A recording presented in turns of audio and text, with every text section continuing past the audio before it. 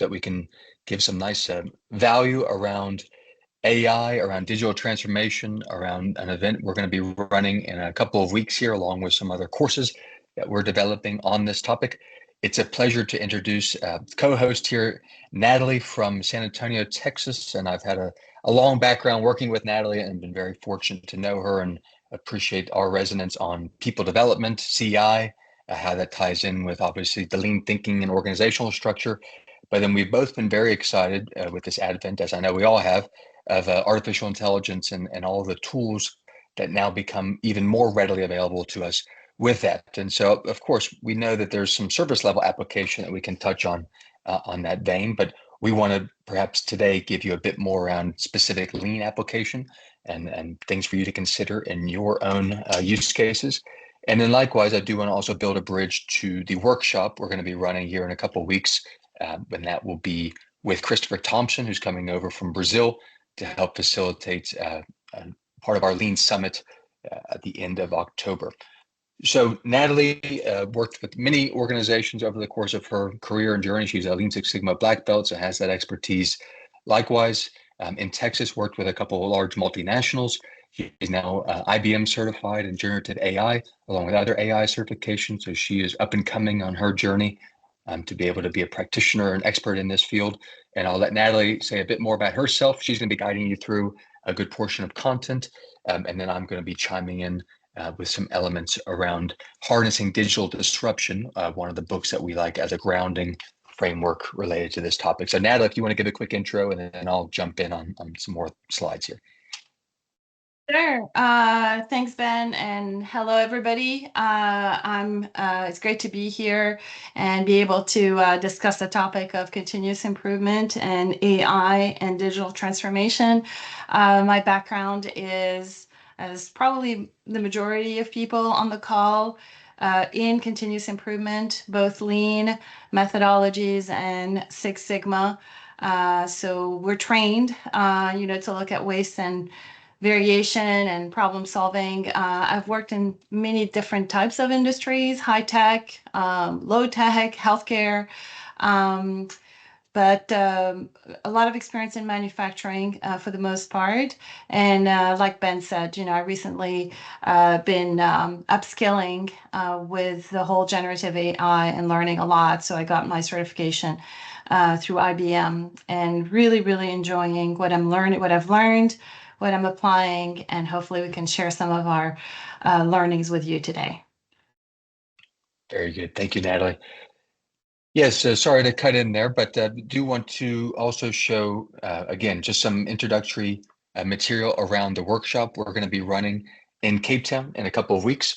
So this will be on the 30th of October in conjunction with our summit week. So we have the summit day on Tuesday, the 28th of October, and then along with 2 full-day workshops. This one is going to be a bridge from what Nathalie and I will cover today. Obviously, Nathalie has a lot of direct experience in application of AI. This workshop is going to be covering more of the digital transformation roadmap, which features a great book by Pascal Dennis, one of the luminaries in our field around harnessing digital disruption, talking about how do we as an organization look at what needs to be done from an assessment standpoint, where are we starting on our journey, and then working our way through on this transformation. And then likewise, Nathalie is offering this as well as we speak to various companies and organizations around how do you start and begin to scale AI adoption in your company. So I'm sure she'll have some of that come through in her content likewise. And that's why I'm excited to build this bridge even more, that when we think about digital transformation, it doesn't always, or at least it doesn't only include artificial intelligence. It's many other factors linking to the people systems that I think makes us most excited, that you do still need to have that engagement. You do still need to have the management system around how to do that. And likewise with that lean experimentation mindset, running pilots, having more of that agile type thinking and application tying in. So it can become very fun and holistic when you look at it as a broader approach of how to do this. So thinking big, starting small, scaling fast. And this is what we're going to be, again, covering in that workshop, that full day. And then also tying in with kind of that lean thinking, preparing the soil, working through that nemawashi is the Japanese expression. And this is as we're going on this transformation journey as an organization, where are we starting? Are we clear of what problem we're trying to solve, clarifying our purpose, working through the cultural elements of having the right amount of trust and the right amount of workforce engagement. We know all these things. And then talking about the developing digital literacy and leadership capability there at the top, I would say that's where today's content ties in most directly, because we do often find that this topic, we talk about it at a high level, and we know AI can be useful to us, and perhaps we have a significant amount of adoption individually and in our close network of friends and family. But on an organizational level, beyond using Copilot to help write emails or ChatGPT to do whatever, we're not really seeing it more broadly. So that's the hope with also what we're going to be covering, that it can open up more again of this comprehensive application. So let me pause with that. And then Natalie, if you don't mind, I'm going to allow you to shift gears and share your screen, and then we're going to work through some of the application from your side.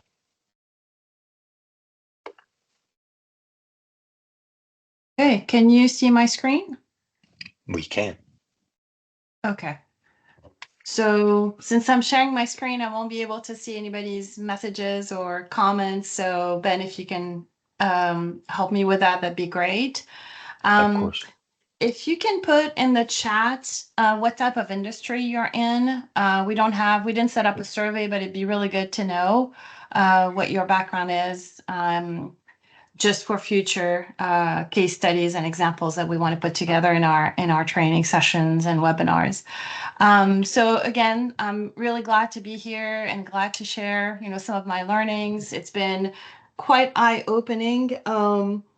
The goal of today's webinar, so it is not a training, so we'll be kind of, going through some of the concepts pretty fast. But again, if you have comments, questions, please put them in the chat, and we'll collect all of that information. And if we're unable to answer them today, we definitely will circle back with you.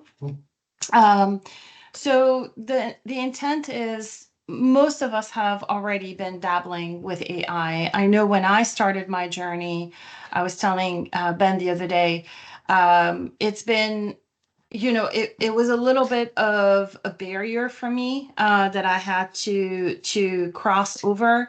I felt that, if I had to do AI, then I needed to know all of this programming. And I was a little timid in using it last year until I really started just practicing more out of curiosity and learned more, and then took my, IBM certification. And really at this point, I don't see a way for us as CI professionals not to be incorporating AI intelligently into our work. And I'm sure that you all kind of feel the same way. So today's webinar is divided up into 3 sections. So the first section is about linking our lean world or continuous improvement world to digital transformation and AI. So how are the two, in a way, if you look at a Venn diagram, how are the two really linked up with each other and can empower each other to make us more effective? The second section, Ben touched on it a little bit earlier, is about readiness. A lot of companies say they want to do, AI. They even tell their employees, direct them to utilize AI tools. But there's another foundational concept, about the readiness of the organization to adopt those AI capacities. And so we'll talk about that a little bit. And then in the third section, even though this is not a training session, we'll still would like to go through at least one example, how it works out, and then share with you some prompts that you can take away and use at your own leisure.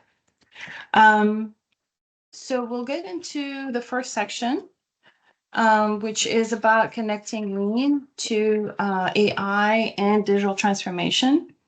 So digital transformation is not just about technology. It's not just about automation. It's not just about plugging in gauges and collecting data. There's a lot more depth to it, just in the same exact way, in my mind anyway, that CI, is. So if we just do an RCA or 5Y, or fishbone diagram just for the sake of doing it, but there's really no depth, no thought put into it, a lot of times it's a superficial exercise. And I've seen that a lot actually in my career, and I've probably been guilty of it myself early on, where I just want to use the tools because I want to practice the tools, but the depth of thought is not necessarily there. And I would say it's the same thing with AI and digital transformation. A lot of times we don't apply our domain expertise when we're utilizing AI. We just take for granted the outputs, and then we end up with, a product that's not all that great when you start testing it out. So, so a digital transformation requires a lot of, input from us. It's an engagement that we have with machines, so to speak. And it's really important that we tie to it very carefully. Um, CI's advantage, our advantage as professional, eh, is the fact that we are trained to look at problems. We're trained to notice waste, to study variation. We're trained to problem solve. Our thinking is already geared in that direction. So that bodes really, really well when you marry that with AI and digital transformation, simply because it needs it. It requires it. Especially AI is a learning tool. It's not necessarily a thinking processing tool in the same way that we humans are. So just adding that element to it, our CI methodology, and putting that hat on really helps with the output, the final output that's being shared with.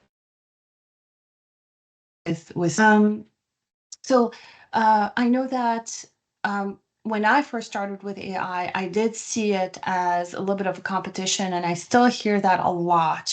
People are scared of AI because they feel like it might take away their jobs. But for us in our profession, in continuous improvement, it's such an empowering tool that if we collaborate with it rather than compete with it, I think that will go a very, very long way. And so I'll pose two questions for you to keep in mind as we go through the slides, and perhaps you'll have some input towards the end for us. But the first question to keep in mind as we go through the slide is, how can digital transformation help you in your daily work? And I'm sure you already have examples, and we'll have more examples, but what are your thoughts around how it can help you? AI and digital transformation can help your daily work.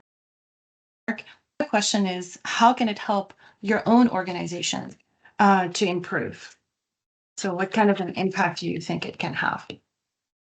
Um, in terms of the relationship between continuous improvement and digital transformation, I see it like a three-legged stool, the infamous three-legged stool. So one of the legs of the stool is process excellence. So it's about um, standard work, for example, building that into digital checklists. It's the dashboards that are replacing the manual KPI boards for those of us that still, do that manually. It's using AI to flag deviations in process compliance. So it's not about letting go of the tools we know, but it's about automating and utilizing them more effectively so that we have more time to actually go to the Gemba, do our proper investigations, develop those cultural ties that make the impact we have even stronger. So, from a process excellence perspective, I'll give you, I don't know if we have anybody in healthcare, Ben, in this group. If not, I'll just stick to manufacturing. Um, Not specifically healthcare, Natalie, but it might be helpful just to touch on it. But yeah, let's focus on okay. manufacturing. Okay. So, an example in manufacturing is your shift reports. How much time do those shift reports take? And they're critical, right, to the next shift. And 30, 45 minutes is, in my mind, not an exaggeration. I have seen team leads and shift supervisors really working on that data and putting all of their notes together, downtime commentaries, safety issues, and so on. And the beauty of utilizing AI, whichever version of AI you have within your organization, it could be Copilot generally it's Copilot because it's part of the Microsoft package. But or Office, is it Office 365? Anyways, it's the most common AI being used in companies at this point. But ChatGPT is the same. If you load up your shift notes, it doesn't even have to be that pretty. You can load up your equipment logs. You can mention some of the safety observations and so on.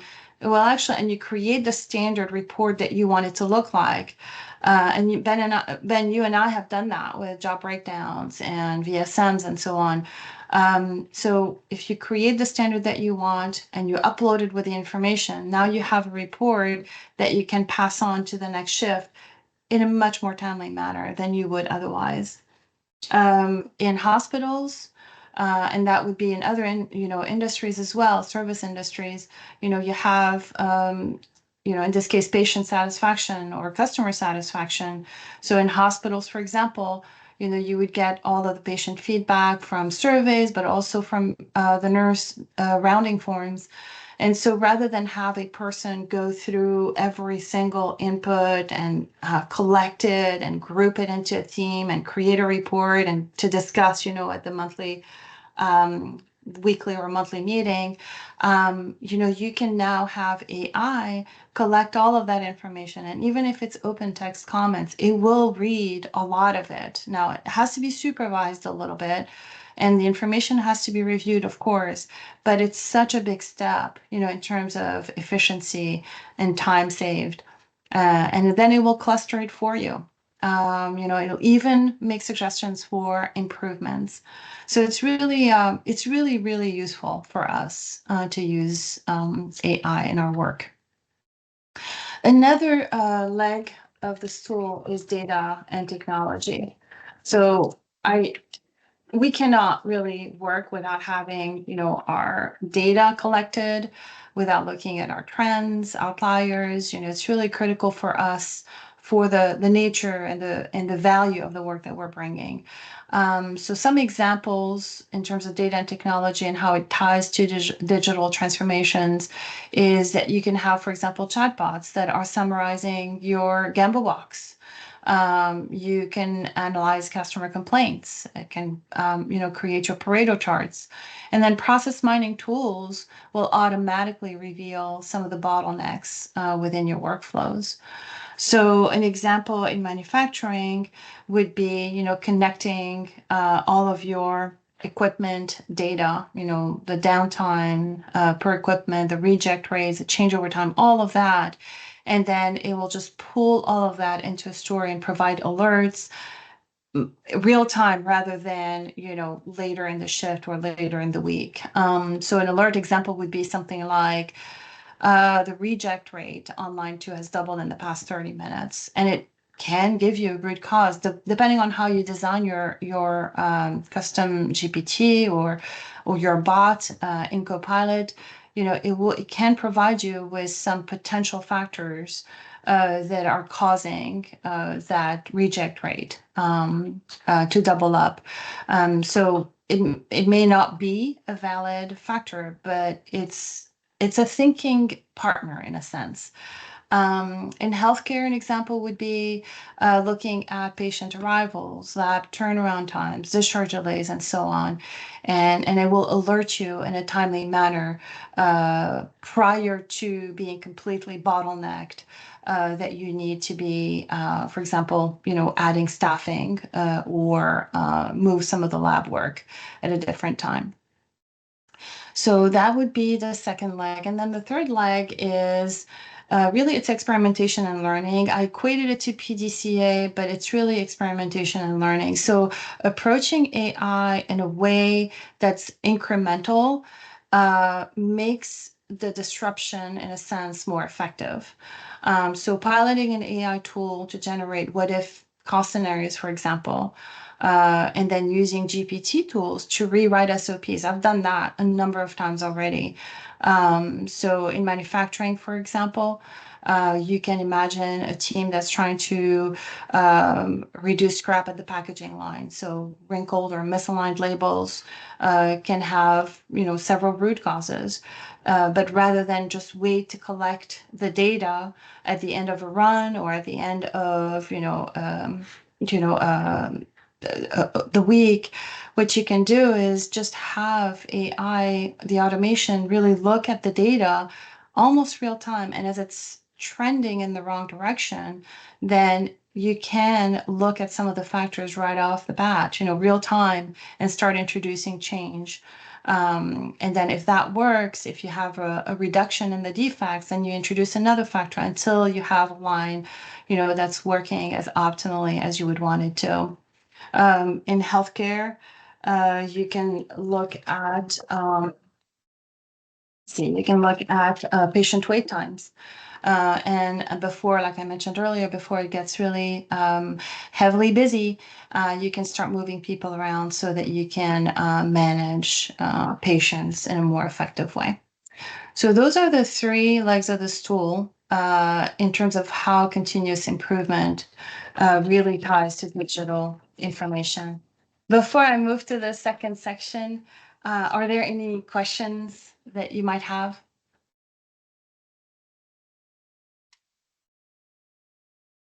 We're good to go. Yeah, I think let's keep going, Natalie, and then we'll cover a couple questions there maybe after this section. Okay, perfect. All right, so the second section is great. My company wants to do AI, but is my company ready to do AI? And there isn't a specific point in time where you start AI. You can actually start it very early on, but I think it's really good to ask some critical questions about the maturity level of the organization. Immature doesn't mean no AI, but immature means that we're better prepared to address the changes that are needed so that we can be more effective in our utilization and implementation of AI and the digital transformation we're after. So here are four buckets of questions. It's a lot more lengthy. This is just kind of a set of illustrations for each of the categories of questions that we want to ask. So one of them is the business alignment. Um, what do we want to do AI for? It's really important to have to be clear-headed about what the leadership is looking to do when it comes to doing AI within an organization. So could it be about reducing costs only? Is it about improving efficiency? Is it that our competitor is doing it, so we have to? What are the reasons? I think having a real understanding will help the AI focus be more sharp. And of course, that takes a lot of leadership buy-in. If the leadership is giving that direction, knowing their intent is really important. And then change management readiness is the culture that we're in open to changing the way they do their work based on the data that gets outputted by, by AI and automation. It's really important because I've seen that a lot when we've done some of the lean and Six Sigma initiatives. You have a lot of facts and data that you bring to the table, and it's not necessarily adopted. So the same question goes with, AI and automation. What is the readiness of the organization to adopt some of the proposals? Um, Data readiness. So how available is the data? Is it all manually collected? Is it a combination of manual and, of course, Microsoft Office? And do you also have, uh, plugins at the equipment that are generating some of the data?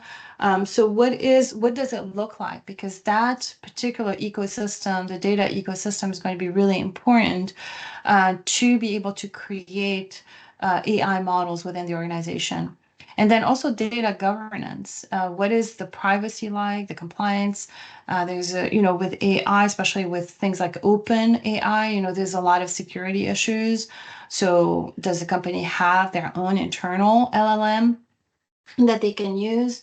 So data governance is really important. It's more than just policies. It's really putting controls in place to ensure that we don't have any privacy and compliance breaches. And then integration, how well is the data integrated? So do you have an ERP system, but the ERP system is not necessarily talking to your CRMs? Do you have equipment that's spitting out data, but it's not necessarily connected to your ERP? So what are the silos and how can we remove some of those silos to ensure that the data flows within the organization? Technology and infrastructure, you'll see a lot of people that are business architects that really study the ecosystem and then create the environment to ensure that we can have AI and automation in place.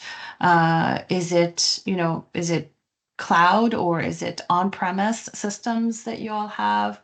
What are the tools and platforms that are being used? Are APIs available?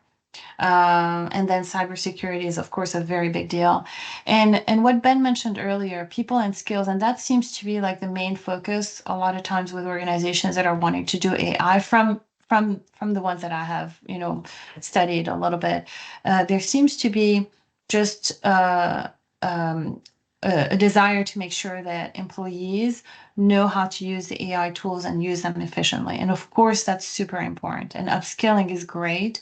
I think we all, as CI professionals, need to make sure that we're upskilling with AI because it is, if it's not already, it is going to be an integral part of our work. Um, and then cross-functional teams, how there's a lot of cross-functional work because of the data flow that's necessary for AI efficiency, automation efficiency. So cross-functional work is really important to develop if it's not already established within the organization. So those are just some of the questions that are important to ask.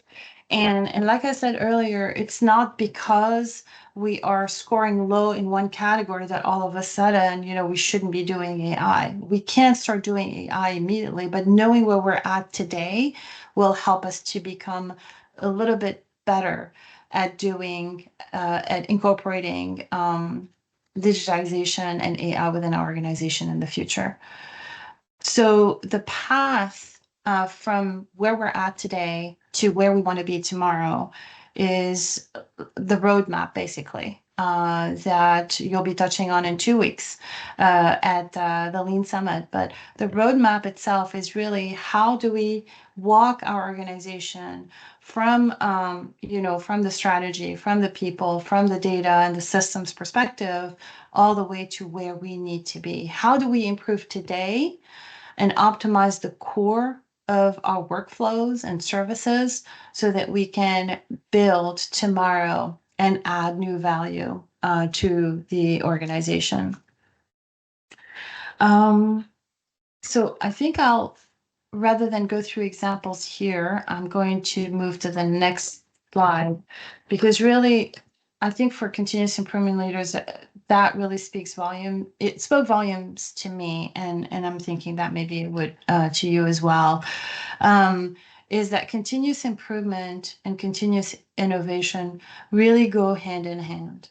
So on one hand, we're used to driving reliability, efficiency, an approach to continuous learning. What innovation does is that it's adding to that equation creativity and value and new value to who we're working with, the companies that we're in. So I think the combination of the two is really what helps with sustainable transformation. And again, it's not just about technology, but it's really about becoming a smarter organization and a more adaptable, conversation. So the bridge between lean and digital transformation, one of them keeps us grounded. Standard work, think root cause analyses, think about the countermeasures that we're testing out, the Kaizen, small incremental changes that we're making. And then the other keeps us growing, which is really necessary if we want to be competitive in the market. And finally, we'll get into section 3, which might be a little bit more exciting since we're going to be looking at one practice exercise. Um, but I did want to mention one word about CI leaders. So when you talked about, you know, plants and the good soil, I used that analogy, but in a slightly different way. So hopefully it's, it's not confusing. But if you look at, how a plant grows, it needs good soil, and then, the roots can really go deep into it. And then the outcome is a beautiful plant. So the good soil here are the lean and the CI foundations that we have and that we want to continue bringing forward. So examples like standard work and PDCA thinking, A3 thinking, and visual management. And with that, the roots within the organization of leadership and culture, meaning respect for people, psychological safety as we're introducing change, shared purpose, knowing what the vision of the organization, what true north is, and then a desire and appetite for learning and encouragement to continuously learn.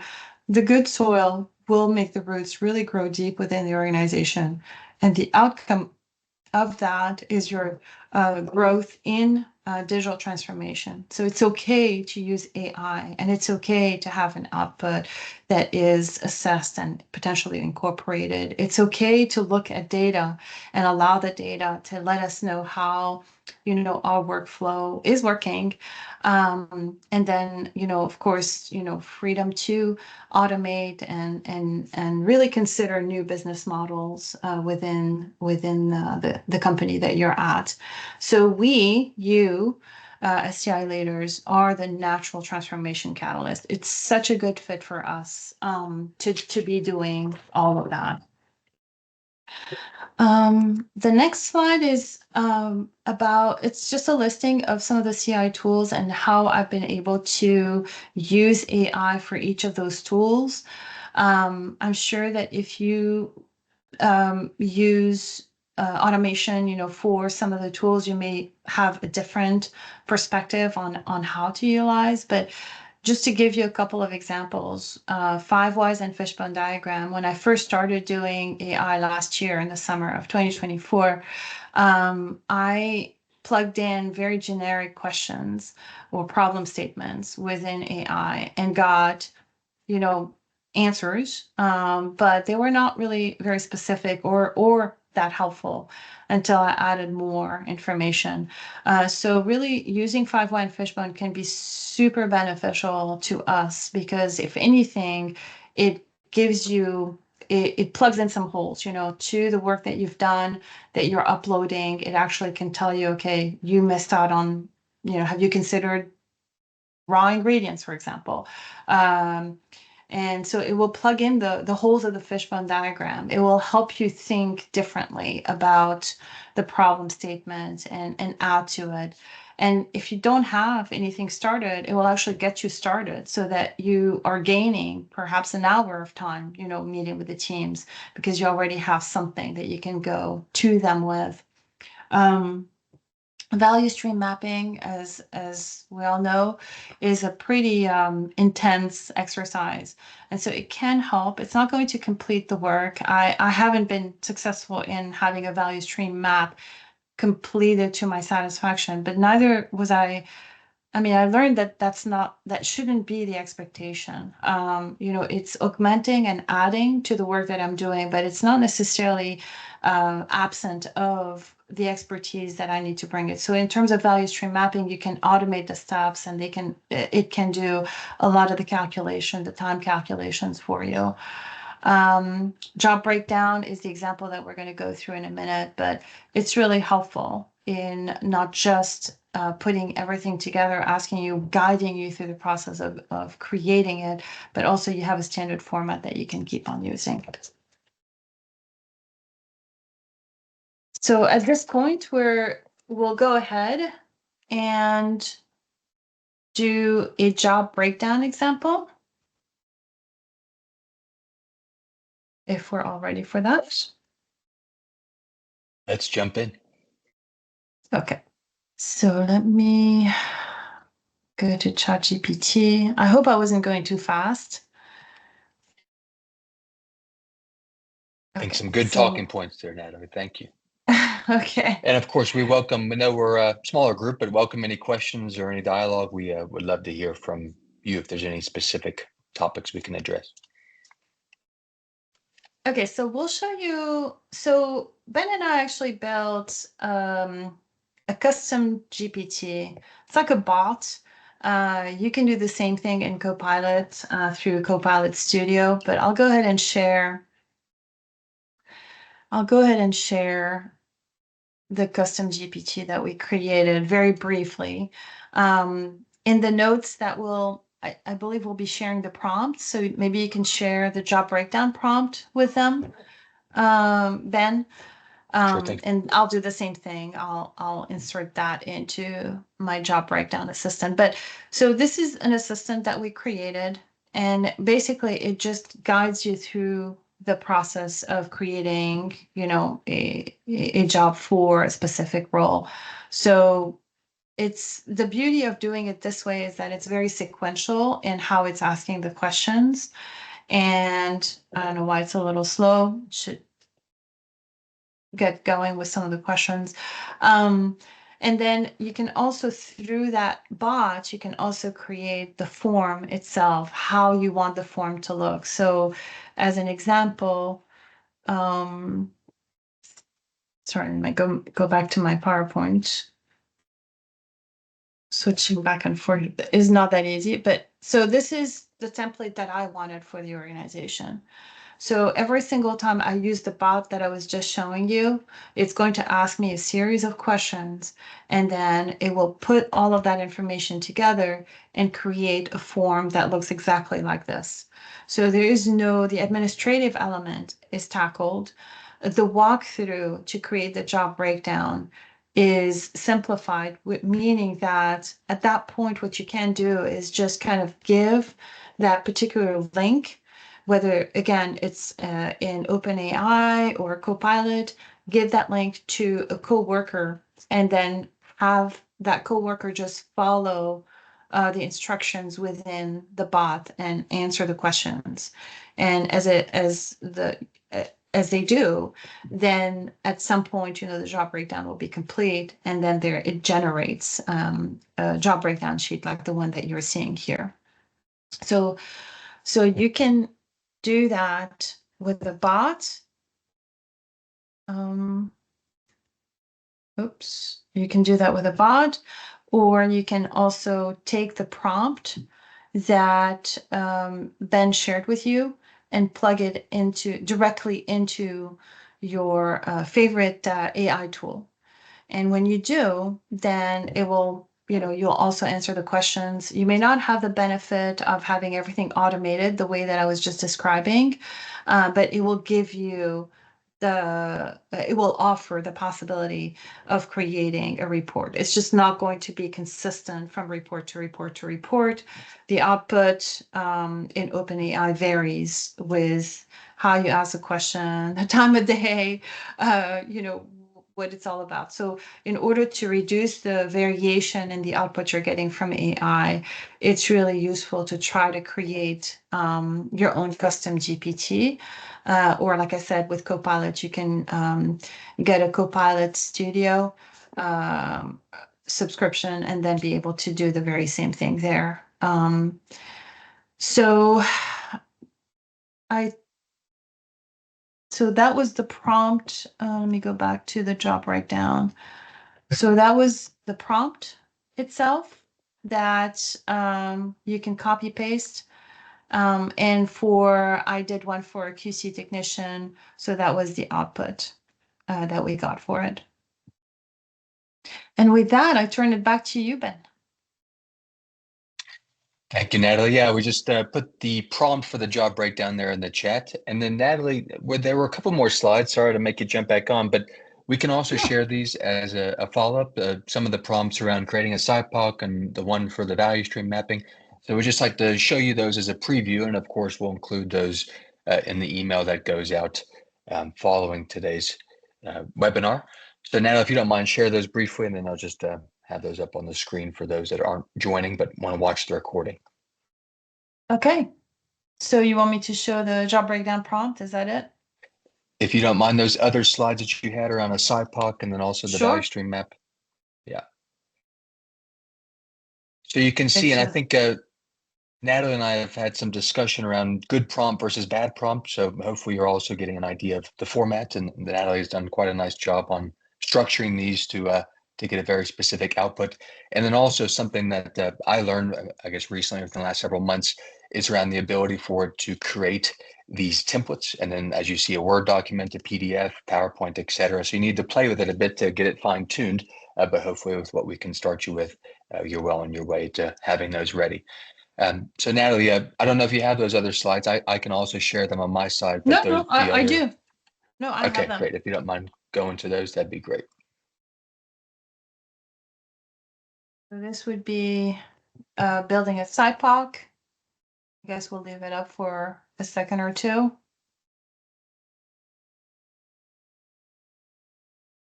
And Yeah, very then good. this is value stream mapping.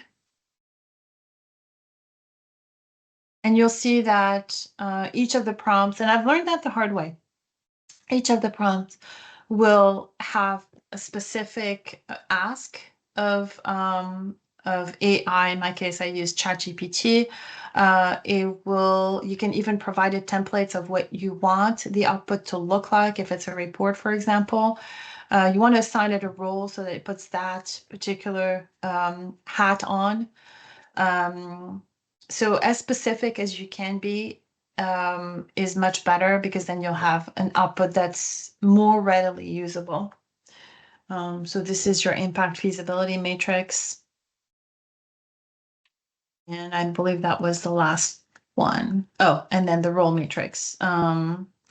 So this one I learned from a mentor of mine. And it's really helpful in terms of putting a 9x9 matrix for the specific role that you have in your organization. And you can make changes to it, of course, but it actually helps you have kind of like an overarching vision of what you need to be continuing to work on or maybe strengthening. It also shows you the balance between, what some of the responsibilities are within that you have within your role. So this is all the prompts. Great. Thank you, Natalie. So yeah, we will share those in text form here following today's session. Let me jump back briefly and cover over some of the elements that we talked about at the start of the call. So Natalie, you're able to see those slides? Yes. Very good. So what we are, again, building the bridge to is around this concept of digital transformation. And we are using the book Harnessing Digital Disruption by Pascal Dennis as our reference. And so as we've now been learning and thinking, okay, there's a tremendous amount of application and possibilities around this type of functionality. How do we then link that to a more holistic transformation roadmap? If this is your goal from an organizational standpoint, even down to a team level, of course, it can be done relevant to your context likewise. So there are a couple various guides or prompts that I would say come from the book likewise, and also various use cases. So I'm not going to go into the detail of it today, but tremendous overlap with some of the agile principles and really the voice of the customer. We see that come through loud and clear from the lean standpoint, Six Sigma standpoint, agile, all the rest. And that to us is really critical of what problem we're trying to solve and then what is the voice of the customer. So like we saw with those prompts on creating a SciPoc, looking at supplier inputs, process outputs, customers, that's also the question we're wanting to ask ourselves with that, as well as the value stream map, obviously starting with who are the customers and how do we flow the product or service to them using a digital tool, perhaps to augment or supplement that. And then likewise, I think this slide helps really summarize my goal with what we would like to cover in the workshop coming up in a couple of weeks. And thank you, Natalie, for weighing in on that. But it's how do we tie in, again, the customer and linking that value around how do we set up the work in a way that also pays respect to our traditional lean thinking around the people system, the management system, and the work system. So how are we going to deliver? And then how do we structure it? But then likewise, how do we upskill our people appropriately, specific to this digital transformation journey to be ready to supplement that journey? And then we have some structure of how to do that again at a management system level, being able to play that catch ball, link those value streams to each other, and then it ultimately gives us a nice roadmap of how we want to approach that. So this is just, again, just a high level overview. Let me jump back a couple more slides. Apologies, but we will be covering this in much more detail, a full day workshop along with our colleague from Brazil, Christopher Thompson, on the 30th of October as part of our summit week. Very excited for that. So if you'd like to check out that Quicket link there, kt.io, Lean Summit 2025, that'll be a great way for you to understand more of that agenda. And then Nathalie is available digitally, a great coach and working with some of our community on their prompt, on their AI adoption. So she's able to support this journey from afar, based in the US.